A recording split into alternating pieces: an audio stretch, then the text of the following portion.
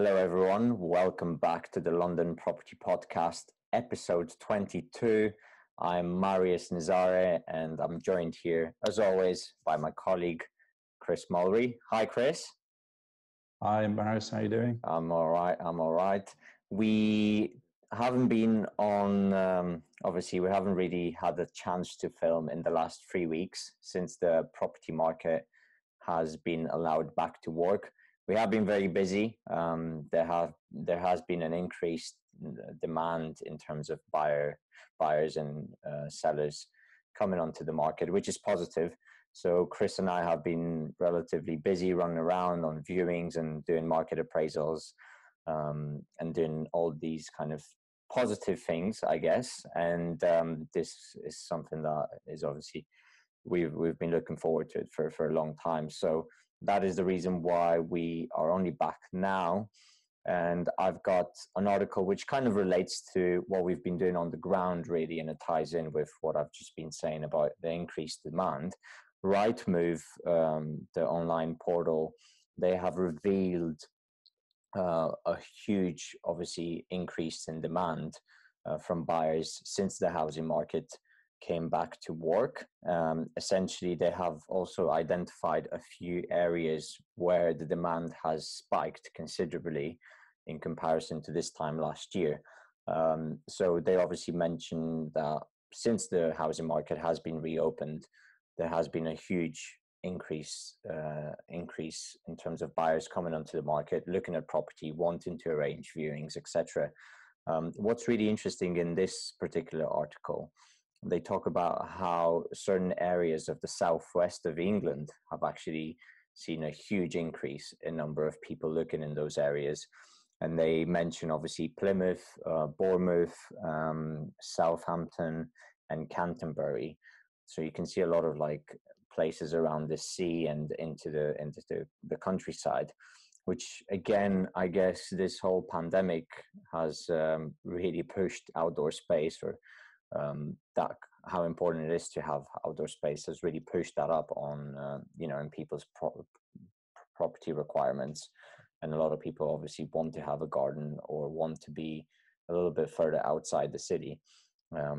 But generally speaking, the whole of England has experienced increased buyer demand, and we've obviously seen that on the ground as well. Definitely the first 2 weeks since the housing market was reopened. I mean, the week and a half, I think the first week and a half, it was quite hectic for Chris and I. And it was like all this pent up demand was coming back. Things obviously kind of slowed down. This week has been relatively quiet in comparison to the last 2 weeks. Nonetheless, we still obviously get people wanting to view properties. And Chris has been quite busy with market appraisals as well, which is good. It shows a sign of slowly, having sellers coming back onto the market. But yeah, nonetheless, it's quite interesting to see that obviously buyers are coming back onto the market. There was obviously a huge pent-up demand that has been building up, and interestingly enough, people want to be near the sea or in the countryside. So that's quite an interesting insight. We will see obviously how sustainable this pent-up demand is and how it will be in a month's time, really. But that's really for my article. Chris, you've got something very valuable actually that you want to mention, right? With your article. Yeah, sure. So it's more for landlords, really. Obviously, there's quite a lot of properties on the market for letting, and this might have slipped some people's minds, or they just might not be aware of it at all. But basically, on the 1st of June, the government released guidance on electrical safety standards in the private rented sector.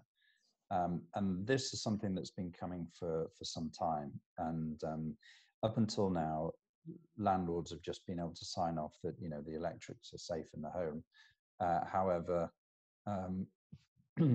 what they're going to have to do now before a tenant moves in, from the 1st of July, in a couple of weeks' time, they're actually going to have to provide an electrical safety certificate before a tenant moves in, a little bit like a gas safety certificate. So that's now a legal requirement. It's been passed through Parliament. This is for new tenancies. Okay, so you have to have it and hand it to the tenants by the 1st of June for tenancies starting on or after the 1st of July.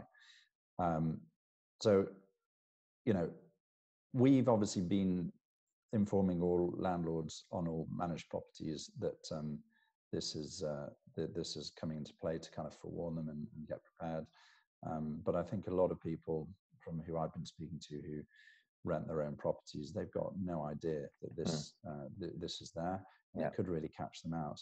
And the issue is, if you do miss this and it does get picked up by a tenant who requests a copy, you have to be able to provide it to them. And the local authority has got powers to make sure remedial works are done on the property. I think they give you a notice of 28 days. And they can issue fines as well. And the fines, from what I understand, are pretty hefty. So we're talking about like tens of thousands of pounds. So it's something that's very, very important. And we all know at the moment, some properties have been on the lettings market for a matter of a couple of months, haven't been able to let. They've been reduced in price, particularly in kind of central London, which is an international market, because there's not much movement of people coming into the country at the moment to take up new lettings. So for those landlords who've been on the market struggling to let their flat, you don't want to legislation when you've accepted an offer and you're about to move a tenant in, and then all of a sudden your agent turns around and says, well, give us a copy of your electrical safety certificate. And you're like, well, it's all fine, don't worry about it, it's all signed off, it's fine. It's like, well, we need to see proof. Because there's a massive shortage of electricians at the moment, because everyone's rushing to get this done. And then if you happen to have an issue with the electrics that needs remedial work, the delay is going to be even longer, and then you might end up losing that one tenant that you've been trying to find for a couple of months. Yeah. So it's just a bit of a warning to landlords out there. Yeah, it's very, very useful. So yeah, just think of it as a gas safety certificate, but for the electrical world. I mean, that's effectively what it is. I haven't found any information whether it relates to Section 21s, in terms of, can you serve a Section 21 and get a tenant out if you haven't got one of these? And I should point out as well, actually, for existing tenancies, don't panic, because you've got up until the 1st of April 2021 until you have to have the electrical safety. That was one question. That was one question I had for you, actually. Do you know what happens with existing tenancies, and whether it applies retrospectively? But okay, so they more or less have about 9 months for people to sort that out. Is this going to be reoccurring every year? So obviously, every time you get a new tenant, do you essentially have to renew this certificate, or do they mention anything about it? You don't have to renew the certificate. The certificate is valid for 5 years. Right. Okay. But what you have to do is you need to provide it to the tenant before the move-in date. Fine. Along with the EPC, along with your gas safe, and all of that. It has to be sent with the right to rent and all of that pack. Got it. But it is valid for 5 years, which is good. Some people in the industry think, that it should be valid for longer, but a lot of landlord lobby groups are trying to lobby the government on that. But, as we all know, the regulations on the private rental sector over the past several years have been just ratcheting up.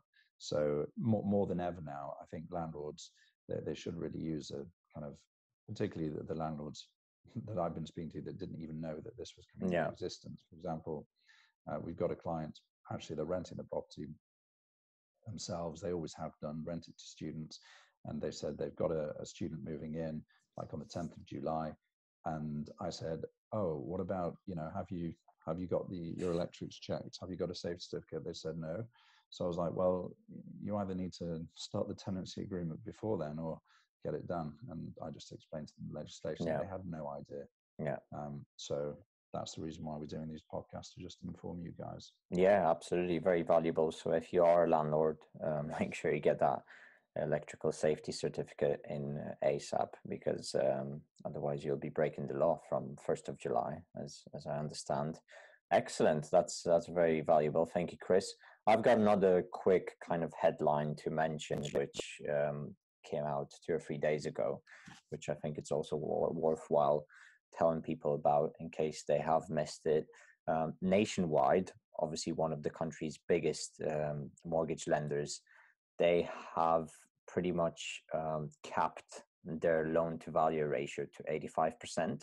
So they effectively, obviously, when the lockdown came in, all mortgage lenders kind of put a stop to new applications, or they decreased massively the loan to value ratio, some, down to like 60%.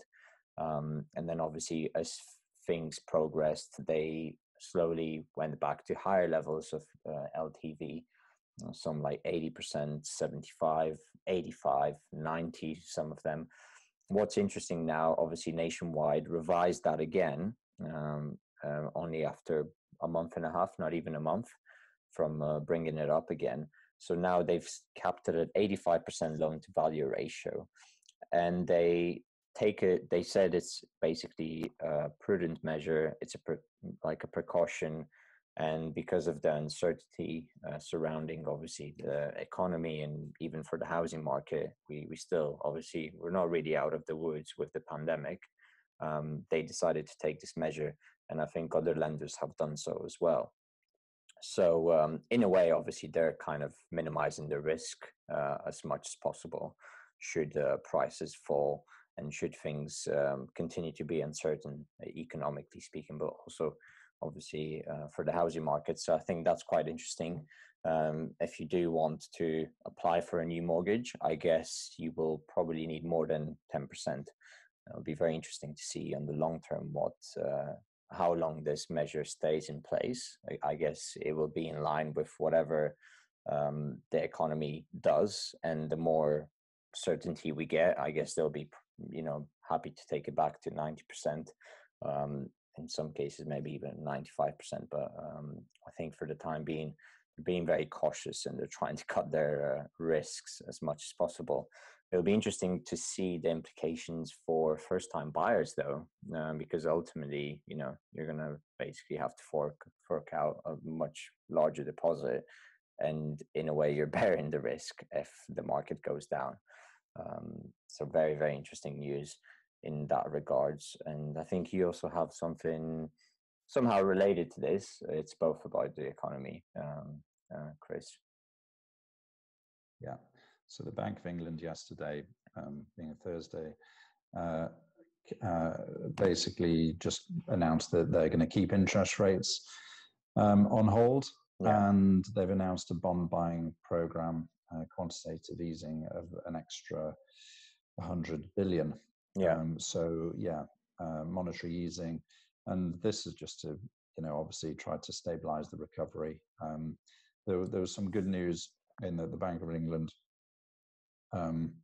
They didn't think we would be in this position in terms of, they thought the situation could be quite a lot worse in terms of the data and figures coming out. Yeah. I think more people have actually gone on furlough, but that support scheme and easing back into the economy is more positive than they estimated.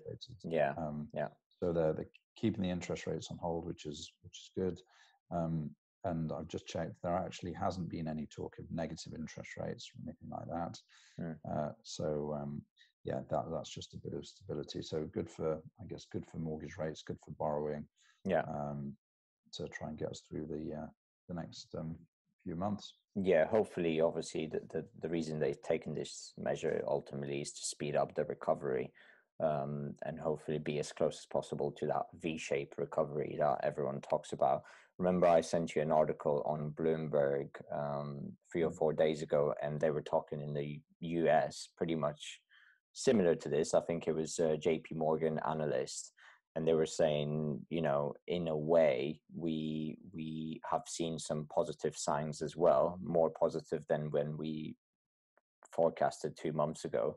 And we've kind of doubled down on the prediction that we are going to see, in the US at least anyway, a V-shaped recovery, right? Whether that actually happens or not, it's a different thing. But the fact that these guys from JP Morgan are kind of reconfirming this belief that ultimately we will have, or they will have in the States anyway, a V-shaped recovery is obviously positive for the whole of the world, right? In effect, and obviously for the UK as well. And it'll be quite interesting to see if that actually materializes. But as I said, I think we're not out of the woods yet, and there are still unknowns out there. And it could go, in a way, it can go two ways. You know, it could be a quicker recovery than some estimated, or we could be, I don't know, maybe we'll have a second spike. And I think you know what you said in your article about the loan to values of NatWest. Yeah. A few weeks back, we were doing another article, well, probably more than a few weeks back, and a lot of the lenders, they were offering almost 100% loan to values, and we thought that was like extraordinary given the times. And now a lot of lenders have backtracked on that, and you've got to ask yourself, well, what's the reason? And it's probably the risk of a second wave, right? Because over the past 3-4 weeks, that's all that's been on the news. Everyone's, you know, anticipating and potentially preparing for the second wave. I know we've got a couple of friends. One works in the NHS and one works in a care home, and both of them have told me that they're all getting prepared for a second wave. So there's still some risks on the horizon. Yeah, absolutely. Absolutely. And obviously these guys want to just make sure they're as little exposed as possible to the uncertainty, and they don't want to lose, even more. So yeah, very interesting. Again, the situation changes from week to week, right? I mean, when the housing market for us, like, to give you guys a bit of an insight from the ground, when things opened up 3 weeks ago, I think it is now, 3 weeks in a bit. It is actually 3 weeks this week. It was mad for a week and a half. Like, the number of inquiries, you were struggling to be in two places at the same time. And it was just, the demand was obviously there, and there was a lot of pent up demand. People wanting to view, people wanting to obviously get more information. But obviously as time went by, we had days when it was quiet, right? It went completely quiet. And then again, there were days when it was really busy. It just shows how volatile the whole situation is. And based on what's happening, I think people's behavior is dictated by that. You know, consumer confidence is not high at the moment. Yes, retail opened this week, right? I think as of Monday or Tuesday, when they allowed retail to go back. Consumer confidence is so important here. So, for a property that we've just agreed, a decent size family home. The buyers needed to sell both their properties. So it was a young couple moving. They both needed to sell their properties in order to buy this house. And I was thinking, well, it's going to be a difficult chain, because neither of their flats were on the market. And I thought, well, how long is it going to take? We don't have anybody else who's offered on the property. Let's just give it a try. Tell them to put them on the market at a conservative price. And let's just give them 28 days and see where they can get to, if they can get any offers. Or within 2 weeks, both of them, the gentleman had an offer on his house, on his flat, pretty much on the first viewing at full asking price. And the lady, she got an offer on her flat like within the first couple of weeks. It was like £5,000 or £10,000 offer asking price. Couldn't believe it. I mean, these are in locations that are secondary locations to where we work. They're not super prime. They're on the periphery, but they're both being bought by first-time buyers, and within kind of price ranges of like 400, kind of 500-600, that kind of level. So I do know that end of the market, and from what we've experienced around Central, for the few listings that we've got at that level, they've got offers on. And we just agreed one the other day that end of the market seems to be doing pretty reasonably well, I think. I mean, so it's not all kind of doom and gloom. I think if you've got a property that is suited for a first-time buyer, now is actually a really good time, and you can achieve close to your asking price if it's reasonably priced. Yeah, exactly. Yeah, properties from 400,000 to like 650 have been getting a lot of inquiries as well. Properties up to like, I would say 1.3. So you've got like bigger 2 and 3 bedroom apartments as well, who have also kind of received a decent amount of inquiries. So those are the 2 kind of markets we've seen the most activity in. So yeah, if you do have a property in that kind of price range who fits that bill and it's in prime central London, then we'll be more than happy to help, because as Chris said, there's still a lot of activity. There's still, everyone's reporting pent up demand. The question will be, of course, how long is this going to be sustained for? And as we slowly go through summer, go into the autumn period, anything can happen. And I think a lot of the, once the government's furlough scheme is going to stop again, that will have an impact, because we're really going to see the true, level of unemployment, and we'll see a lot more things become very clear as to what impact the pandemic has had on the employment market, on the economy. So in a way, now it's a great time to just catch those buyers. Should the housing market go down, whether it's 3%, 5%, nobody really knows. Should it go down, at least if you catch a buyer now when there is this pent up demand, it's positive, right? And ultimately, if you do want to purchase something later on the year, you'll be in a very strong position, right? Because you'll be trading in a market which favors you as a buyer, ultimately. If you've sold when these kind of interesting weeks that we're going through. So yeah, very, very interesting. A lot of movement, very dynamic.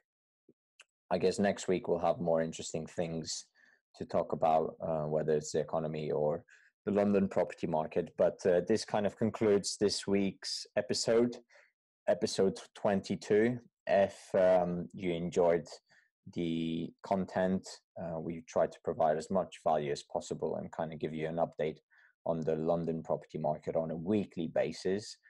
Then please, by all means, share and subscribe. You can find us on podcast, Apple Podcasts, Spotify, Google Podcasts, and you can also find us on YouTube and all the other social media channels.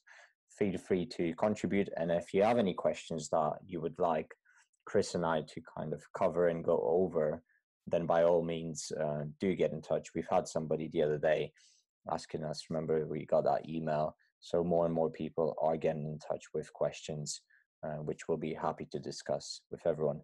Until then, thank you for paying attention, and we'll see you guys next week. See you guys.